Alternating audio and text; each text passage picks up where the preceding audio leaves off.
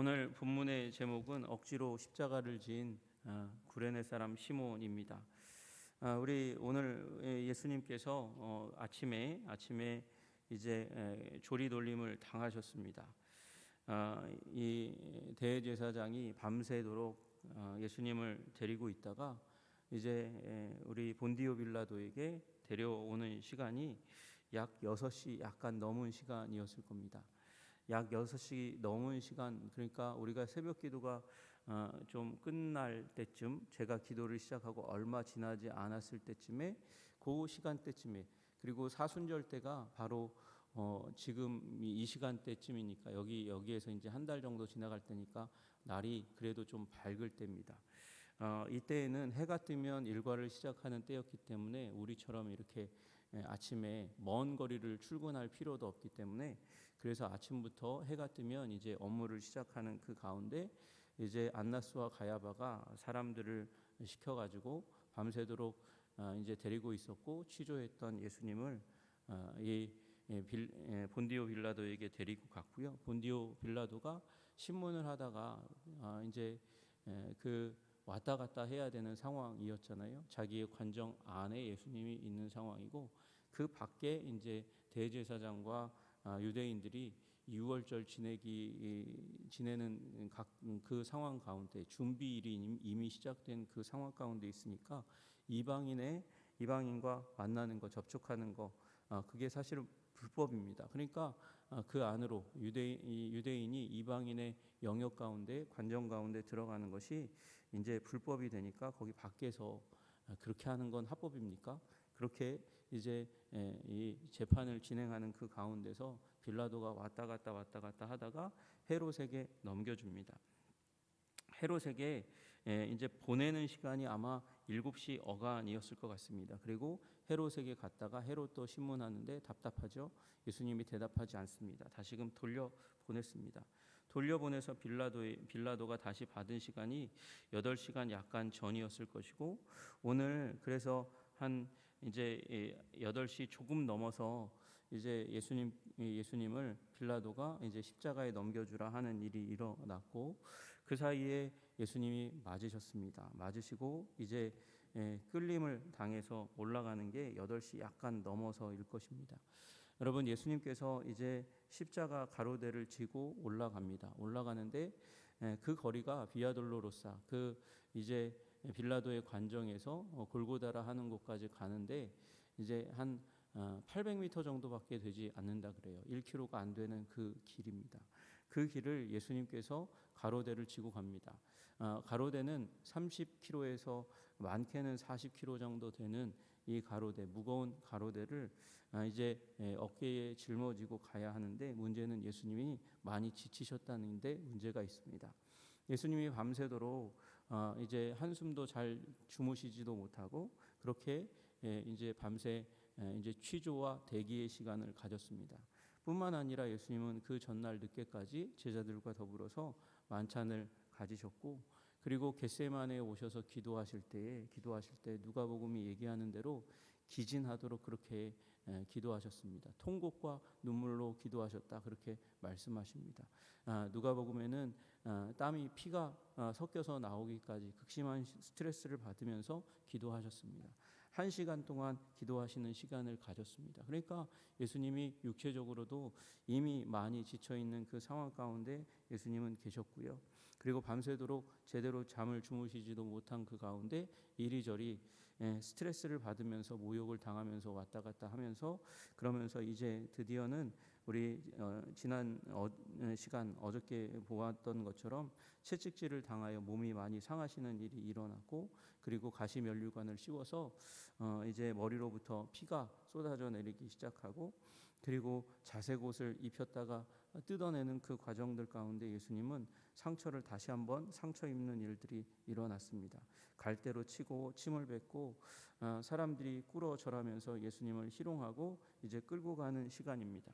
8시 조금 넘어서 이제 끌고 가서 그 이제 9시에 예수님께서 이제 십자가에 못 박히시는 그런 이제 순간이 오게 되고, 6시간 동안 십자가에 못 박혀 계시다가 운명하는 것이 예수님의 십자가의 시간표입니다. 그 가운데 예수님이 이제 전승에 따르면 고 800m 정도 되는 비아 돌로로사 그 눈물의 길을 통과해서 가시는 그 가운데서 예수님이 14번 넘어지셨다 그래요. 14번 지치시고 힘드시고 괴로우셔서 그래서 14번을 넘어지셨다 그러고 그 가운데서 5번째 넘어지셨을 때 그때 등장하는 사람이 바로 여기 본문에 나오는 구레네 사람 시몬입니다. 시몬이 예수님이 5번째 넘어진 그 상황 가운데서 이 잔혹하고 그리고 인정이 없는 무자비한 그리고 빨리 일을 끝내고 쉬기를 원하는 로마의 군인들이 예수님을 더 재촉하지 못했던 이유는 예수님이 그만큼 깊은 상처를 입었기 때문입니다. 이미 그들도 알고 있는 것이죠. 저 체구를 가지고 있는 사람이 채찍에 맞고 그리고 피를 흘렸으면 이 30kg, 40kg 정도 되는 십자가의 가로대를 지고 그 남은 길을 걸어가는 것은 굉장히 힘들고 어려운 일이라는 것을 많은 경험 가운데 있었던 이 로마의 병정들은 알고 있는 것입니다. 그래서 그들은 드디어는 예수님 대신에 십자가를 지고 갈 사람을 찾게 되는 것이죠. 당시의 로마의 군병은 이제 지배자입니다. 우리 이 유대의 사람들은 당연히 이제 식민 국가의 이 노예와 같은 삶을 살아가는 사람들이었기 때문에 돈을 뜯으면 세리가 뜯어도 동족이 뜯어도 또 뜯길 수밖에 없는 사람이었습니다. 그런 이제 신분적으로 참혹한 그런 상황 가운데 있는 유대 사람들이 이 상황 가운데서 예수님이 십자가 지고 가는데 같이 걸어가고 있었거든요. 같이 걸어가고 있었어요. 왜 같이 걸어가고 있어요? 지금 대제사장의 무리들이 유대인의 지도자들이 요 재판할 때부터 시작해서 예수님이 십자가에 못 박힐 때까지 계속해서 따라갔습니다. 좁은 길이거든요. 그 길에 계속해서 따라가고 예수님을 십자가에 못 박으라고 외쳤던 군중들도 같이 따라가는 상황 가운데 있습니다. 그 상황 가운데 따라가는데 이 순간만큼은 이제 로마의 병정이 로마의 군사가 이제 이 십자가를 대신 지우는 일을 시키면 누구든지 그걸 행해야 되거든요. 물론 바보처럼 이 병정들이 대제사장에게 지우라고 하지는 않을 거잖아요. 그러니까 그 상황 가운데 유대인들은 약삭빠른 이 도시의 사람들은 어떻게 하냐? 이 소리 지르고 그리고 구경하고 있음에도 불구하고 예수님 대신에 십자가를 지고 갈 사람을 찾는 로마 병정의 눈길에서 피해 달아나기에 바빴고 고개를 돌리기에 바빴습니다. 그 가운데서 픽업된 사람이 바로 여기 본문에 나오는 구레네 사람 시몬입니다. 이 구레네 사람 시몬은 시골로부터 와서 지나가는데라고 쓰여져 있습니다. 시골로부터 와서 지나가는데 이게 되게 이상한 시간표입니다. 여러분 아침입니다. 지금 9시가 되기 전인데 시골로부터 왔다고 그래요. 이게 비유적인 표현일 수도 있을 것 같다고 생각이 듭니다. 그러니까 시골로부터 이미 오래전에 와서 그날 아침에 우연히 이 길을 지나간 경우일 수 있을 거예요. 아니면 예루살렘 이 성에 일찍이 도착하려고 열심히 쫓아왔는데 밤이니까 문이 닫혀서 요 인근에서 잠을 잤다가 일찍이 일어나서 부지런한 사람이죠. 이럴 경우는 부지런한 사람입니다. 일찍이 일어나서 예루살렘 성에 다가온 사람들 중에 하나였을 거라는 겁니다. 저는 후자가 더 가깝다고 생각합니다. 이 사람은 시간을 아끼는 사람, 열심히 있는 사람이었고, 그래서 아침 일찍이 일어나 일과를 시작하는 사람, 여러분과 같은 사람들인 거죠. 그래서 그렇게 와서 올라왔던 시몬이 지나가다가 픽업되었습니다. 이 십자가 가로대 30km에서 40km를 빨리 그래도 예수님을 대신해서 끌고 갈 수 있는 사람을 골랐다고 한다면 이 구레네 사람 시몬은 그래도 다른 사람들보다 체격이 조금 큰 사람이었을 것 같아요. 그래서 사람들이 구레네라는 이 지명으로부터 시작해서 이 사람이 흑인이었을 가능성이 많다고 그렇게 여기는 것이죠. 여러분 그 당시에 팔라샤스라고 불리우는 이디오피아 유대인, 그러니까 검은 흑인의 끼를 가지고 있는 유대인이 바로 이 구레네 사람은 시므온일 가능성이 많다는 것입니다. 여러분, 구레네라는 도시 자체가 원래 지금 리비아에 있는 도시입니다. 그 도시에, 그러니까 북아프리카에 위치한 한 도시 출신이고, 그 당시에 유대인들 가운데서 흑인이 있었던 사실은 그때부터 이상한 일이 아니었습니다. 지금도 이제 이스라엘에 가면 이스라엘에 적지 않게 흑인의 혈통을 가지고 있는 유대인을 만나는 것은 어려운 일이 아닙니다. 왜 그렇습니까? 유대인이라는 그 정체성 자체가 원래 유다의 자손이라고 그렇게 여겨지지만 여러분, 우리가 다 아시다시피 이 에스더서 가운데서도 이 모르드게의 일로 말미암아서 이방인 가운데, 제국에 속한 사람들 가운데서도 유대인이 된 사람들이 참 많아요. 그리고 이스라엘 백성이 다 아시다시피 출애굽할 때에도 순수 이스라엘 혈통이 출애굽한 것은 아닙니다. 그 상황 가운데서도 이 모세의 기록에 의하면 잡족이, 여러 민족들이 함께 출애굽하는 일이 일어났습니다. 여러분, 그리고 이 유대인은 민족적인 정체성으로부터 시작했지만 신앙적인 정체성으로 점점 바뀌어서, 그래서 유대인으로 개종하는 사람들이 적지는 않게 있었던 그런 상황 가운데 있었습니다. 그러니까 이 구레네 시므온은 그래도 이 유월절을 지키기 위해서 시골로부터 올라와서 예루살렘에 도착해 들어가고 있는 그 상황 가운데 굉장히 부지런한 사람이었는데 잡혔다는 거예요. 잡혀가지고 그래서 어쩔 수 없이 이제 예수님의 십자가를 지고 갑니다. 아마 이 시몬은 재수가 없는 날이다 그렇게 여겼을지 모르겠습니다. 그러나 여기 나와 있는 21절의 첫 단어 마침이라는 단어는요, 우연을 가장한 하나님의 필연입니다. 하나님께서는 마침이라고 얘기하는 이 우연처럼 보이는 이 만남을 통해서 필연을 엮어가시는 위대하신 하나님이신 줄로 믿으시기를 주님의 이름으로 축복합니다. 우리들도 다 그렇게 생각하죠. 여러분과 저도 그렇게 생각합니다. 우연히 어떻게 해서 그 사람을 만났고 그 사람의 초청에 의해서 교회에, 한성교회에 또는 어느 교회에 처음 발을 들여놨어요. 처음 발을 들여놨는데 내가 우연히 좋은 결정을 내려서 여기까지 와서 구원받는 백성이 되었다 그렇게 여길지 모릅니다. 저도 그랬거든요. 저도 고등학교 2학년 때 성은이라는 친구가 저를 초청해가지고 강남에 있는 성음교회에 가가지고 처음으로 문학의 밤에 거기에 참여하면서 사춘기에 비로소 교회에 나갈 수 있는 인생의 기로를 만나게 되었습니다. 그때 너무 멀었어요. 강동구 천호동에서 강남에 있는 성음교회까지 다니기가 너무나 어려웠어요. 그래서 이 버스를 몇 번 타고 다녔는데 이게 가능한 거리가 아닌 것 같아. 내가 고등학교 2학년인데 그게 가능한 거리가 아닌 것 같아. 그래가지고 친구한테 얘기하고, 그때 저를 이제 딱 문학의 밤에 왔으니까 콕 찍었던 선생님도 그렇고 계속 데려오고 싶었을 텐데 제가 얘기했거든요. 우리 집 앞에 친구가 다니는 교회 있는데 거기 갈래요. 그래서 다니기 시작한 데가 이제 천호동 교회거든요. 그때도 걸림돌이 있었어요. 일요일이 잠 많이 자는 날 아닙니까? 근데 그 친구랑 만나기로 했던 그 주일날 아침에 늦잠을 잤어요. 그래서 못 갔어요. 두 번째 날부터 갔어요. 그때 제가 전화했던 친구가 6학년 때 같은 반이었던 친구 이주영, 지난 작년에 와가지고 설교했던 그 친구거든요. 그게 우연이에요. 우연처럼 보여요. 그러나 우연이 아니라 여러분과 제가 여기 있는 이유도 하나님의 필연인 줄로 믿으시기를 주님의 이름으로 축복합니다. 여러분, 그 만남을 통해서 이 구레네 사람 시므온은 십자가를 지고 예수님을 쫓아갑니다. 그 십자가를 지고 갈 때에 당연히 고개를 좀 숙이고 허리를 구부릴 수밖에 없겠죠. 그때 눈에 들어오는 것이 무엇이겠습니까?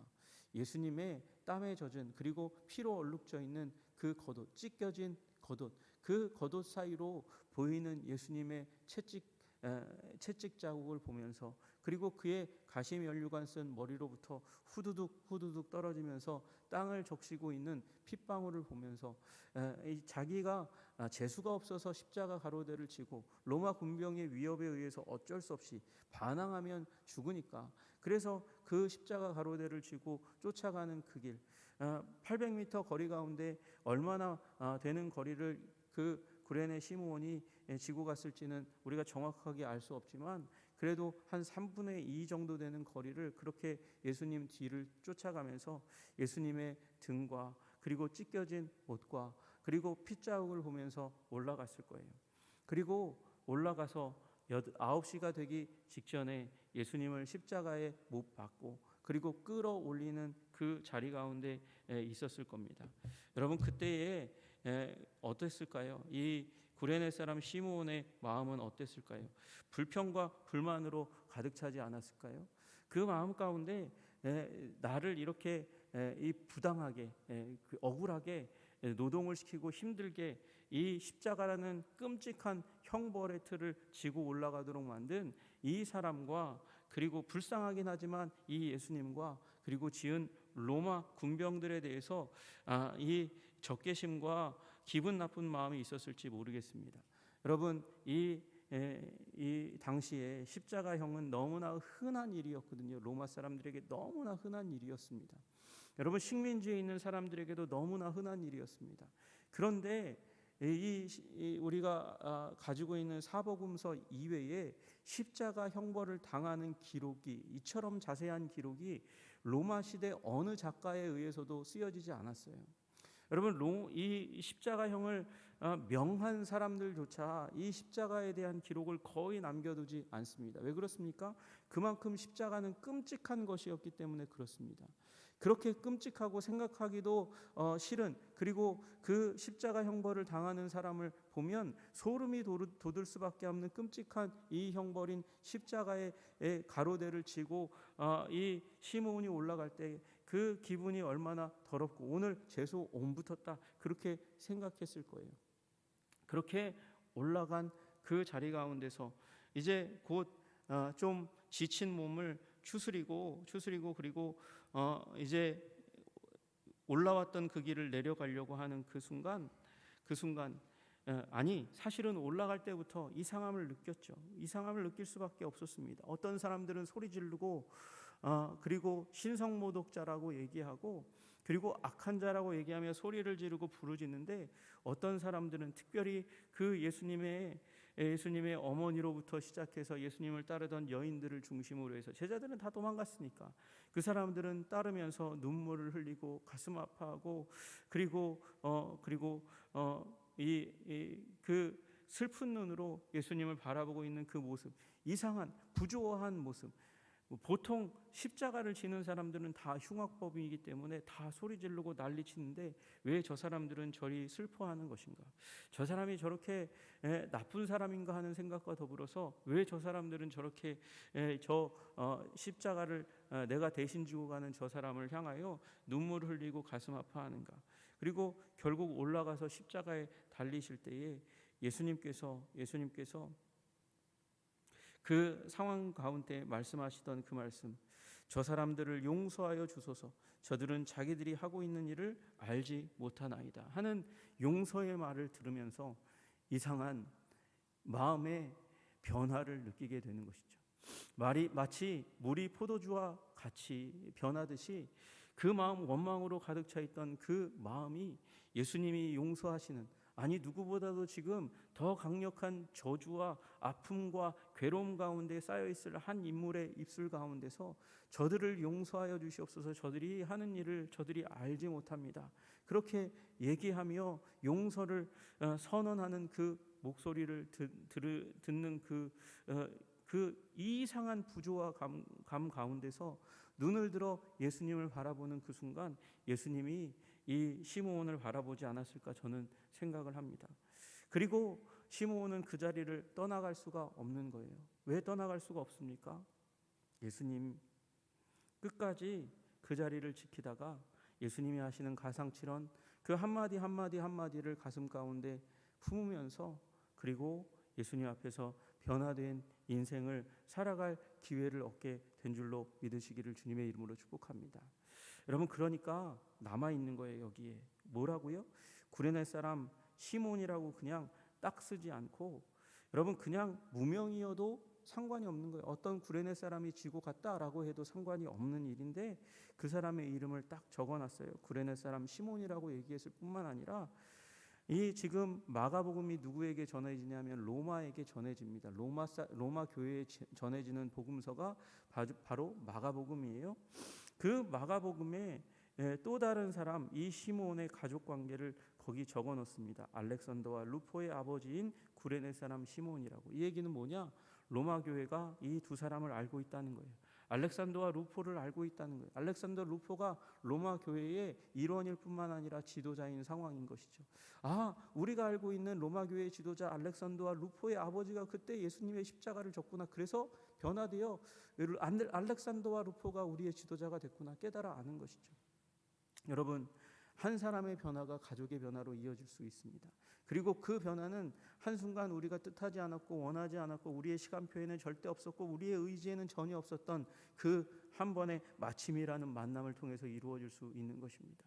여러분, 그러므로 오늘도 우리의 시간들은 허투루 보낼 수 없습니다. 우리를 하나님께서 언제 마침 그렇게 더 진하게 만날 수도 있으시기 때문에 그렇습니다. 그리고 우리의 사랑하는 자녀들을 위해서, 가족들을 위해서 기도를 소홀히 할 수 없는 이유도 여기 있습니다. 언제 어떻게 우리의 방황하는 마음의 심지가 아직도 굳건하지 못한 우리의 가족과 자녀들이 언제 어느 순간 마침 예수님을 만나는 은혜를 경험할지 모르기 때문입니다. 그러므로 오늘 하나님의 이 크로노스의 시간, 우리에게 주어진 그 일반적인 시간 가운데 하나님께서 마침이라고 말씀하시는 카이로스의 시간 만나시는 여러분과 저와 그리고 우리의 가족 되기를 간절히 기도하시는 여러분 되시기를 주님의 이름으로 축복합니다. 기도하겠습니다. 하나님 아버지, 감사하고 찬양합니다. 주님께서 우리를 붙들어 주시고 인도해 주셔서 하나님, 우리가 여기까지 왔습니다. 그러나 아직 가야 할 길이 많습니다. 그 가야 할 길 가운데서도 주님께서 우리를 마침 우연을 가장한 필연과 운명 가운데 우리를 만나 주셔서 우리를 새롭게 하시고 아름답게 하여 주시기를 간절히 소원합니다. 주님, 우리를 붙잡아 주시고 변화시켜 주시옵소서. 예수님 이름 받들어 기도드리옵나이다. 아멘.